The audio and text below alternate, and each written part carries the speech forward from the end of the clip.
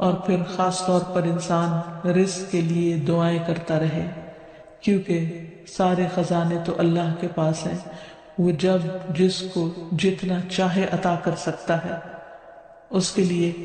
نبی صلی اللہ علیہ وسلم کی سکھائی ہوئی مسنون دعائیں بہت ہی بہترین ہیں۔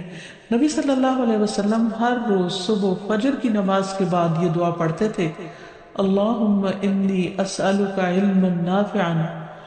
ورزقا طیبا وعملا متقبلا۔ اے اللہ،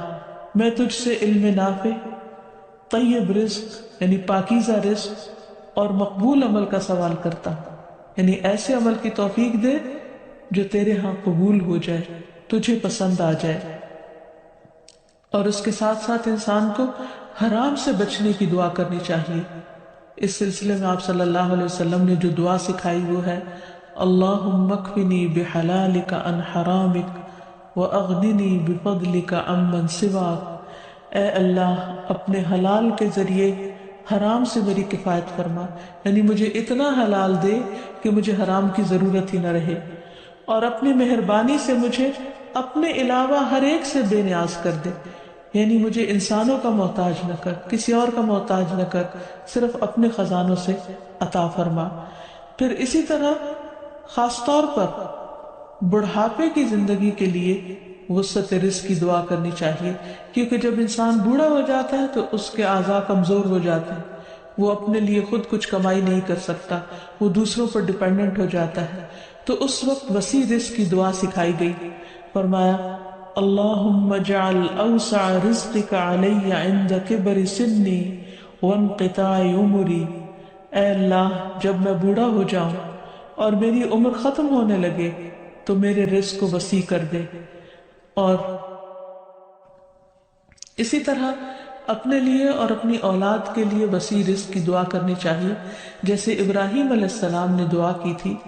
ربنا انی اسکنت من ذریتی بواد غیر ذی زرع عند بیتک المحرم ربنا لیقیموا الصلاة فاجعل افئدة من الناس تہوی الیہم وارزقہم من الثمرات لعلہم یشکرون۔ اے ہمارے رب، بے شک میں نے اپنی کچھ اولاد کو اس وادی میں آباد کیا جو کسی کھیتی والی نہیں، تیری حرمت والے گھر کے پاس، اے ہمارے رب، تاکہ وہ نماز قائم کریں۔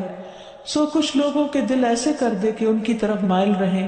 اور انہیں پھلوں سے رزق عطا کر تاکہ وہ شکر ادا کریں۔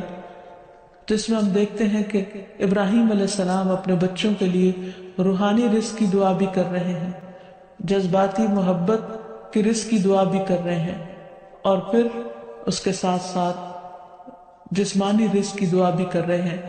جو ہر انسان کی ضرورت ہے، اور اس میں سے بھی بہترین رزق یعنی پھلوں کے رزق کی دعا کر رہے ہیں، کیونکہ انسان کو اللہ تعالیٰ کا صرف رزق ہی نہیں مانگنا چاہیے، بہترین رزق مانگنا چاہیے۔ یعنی ایک تو سمپل سی دعا ہے اللہم ارزقنی، اور پھر ورزقنا وانت خیر الرازقین، جو سورۃ المائدہ میں اللہ تعالیٰ نے دعا سکھائی ہے، اور ہمیں رزق دے اور تو سب رزق دینے والوں میں سے بہترین ہے۔